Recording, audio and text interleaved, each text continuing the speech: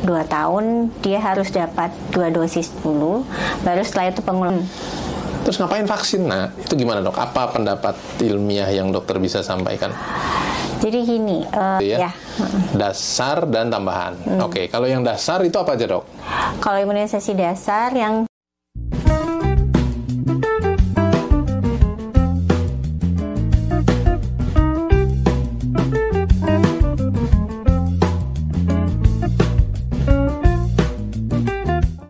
Sahabat Hermina, jumpa lagi dengan saya Dr. Christiansen di acara podcast Hermina. Dan hari ini kita akan bahas sebuah topik yang lekat kaitannya dengan sahabat Hermina yang punya anak kecil. Tapi sebenarnya ini nggak harus anak kecil aja sih, cuma ya karena memang kita taunya ini buat anak-anak, jadi kita akan bahas hal tersebut. Hal yang kita akan bahas hari ini adalah mengenai imunisasi.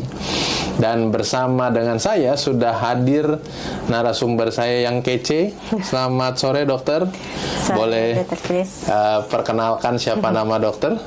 Halo sahabat Hermina, saya Dr. Rianda Azarina, spesialis anak, magister kedokteran klinik. Saya dokter spesialis anak di Rumah Sakit Hermina Tangerang. Baik, dok, namanya panjang. Saya panggilnya dokter siapa dok? Dr. Rianda aja. Dr. Rianda, oke. Dok, beberapa hari lalu saya dapat pasien waktu saya jaga di IGD.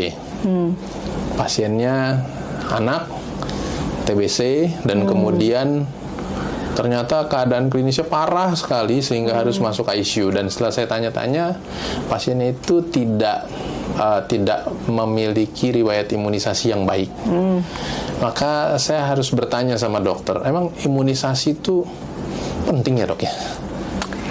Ya, seperti yang sudah contoh yang dokter Kris kasih ya, artinya kan anak ini sekarang jatuh ke kondisi sakit TBC nih.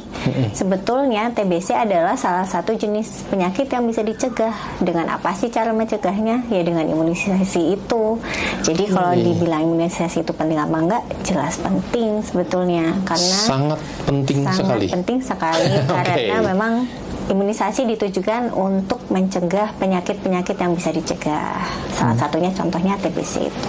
Ada banyak penyakit yang bisa kita cegah hanya dengan melakukan imunisasi gitu ya dok ya? Betul. Oke, jadi begitu ya sahabat Hermina ya. Jangan sampai kita salah berpikir bahwa imunisasi itu nggak penting gitu ya dok ya. Justru sahabat Hermina harus memaksa diri untuk menganggap penting imunisasi. Nah dok, nanya lagi. Imunisasi itu ada berapa kategori dok? Kategori kalau untuk jenis tipe vaksin kita punya ada vaksin hidup dan ada vaksin mati. Tapi kalau untuk secara program di Indonesia kita memang ada yang program pemerintah dan ada yang namanya vaksin tambahan. Vaksin tambahan ini adalah vaksin yang juga sudah direkomendasikan oleh Organisasi Ikatan Dokter Anak Indonesia atau IDAI. Berarti kalau dulu saya belajarnya bilangnya program vaksinasi yang wajib. Tapi bukan berarti kalau ada yang wajib, ada yang tidak wajib. Sebenarnya nggak gitu ya. Bukan gitu. Dasar dan tambahan gitu dok. Itu kategori yang kita lebih cocok gitu ya. Dasar dan tambahan. Kalau yang dasar itu apa aja dok?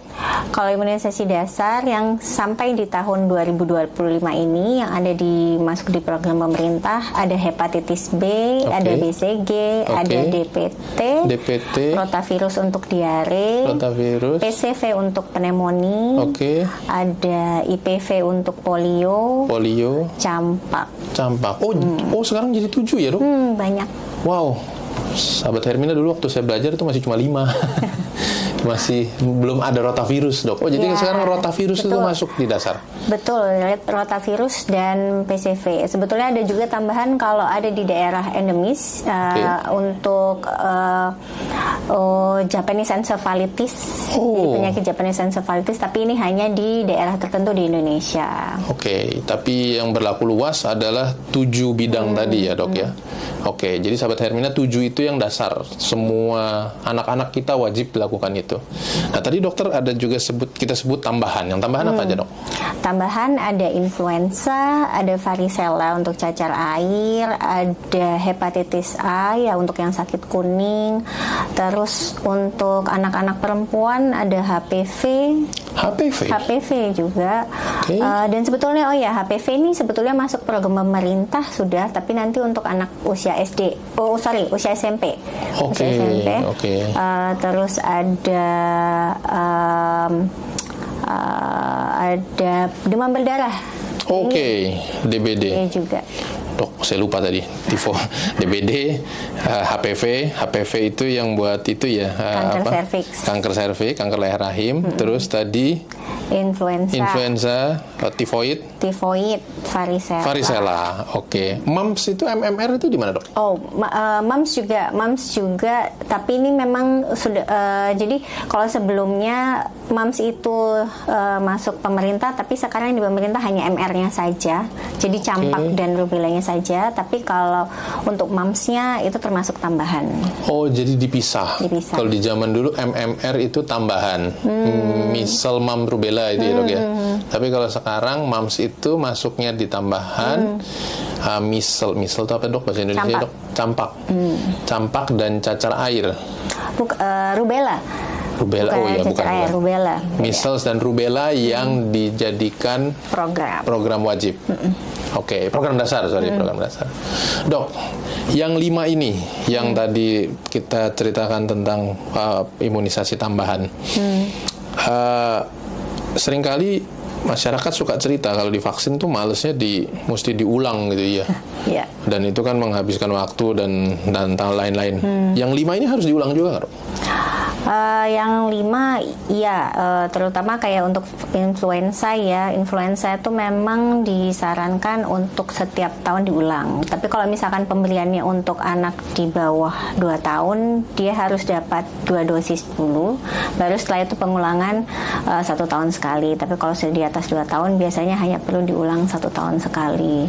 Kalau untuk tifoid hanya pada saat usia 2 tahun. Kemudian untuk yang demam berdarah itu sudah bisa dimulai dari usia 4 tahun sekarang. Jadi anak-anak usia 4 tahun bisa kalau mau vaksinasi demam berdarah ini, bahkan sampai lansia sebetulnya jangka usianya. Jadi bisa sampai anak remaja juga ya, sampai 18 tahun. Hanya butuh 2 dosis. Jadi dosis pertama kemudian diulang dosis keduanya 3 bulan dari dosis pertama. Gitu. Tapi ya berarti memang itu diprogram demikian ya, Dok ya.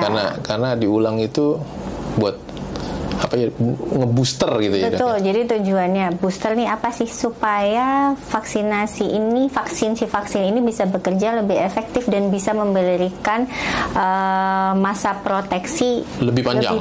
Oke. Nah, Dok,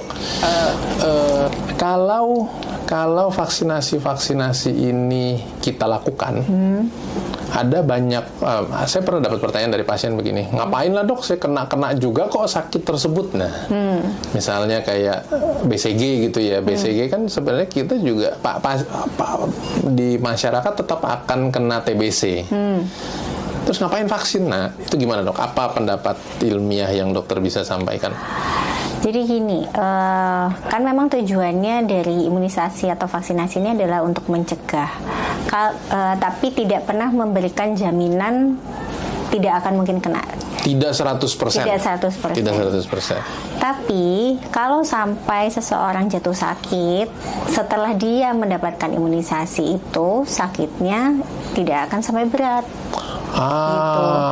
Nah, kalau seperti contoh tadi kasus yang dokter Chris berikan, kan si anak ini sama sekali nih dia nggak dapat vaksin imunisasi, nggak dapat vaksin BCG.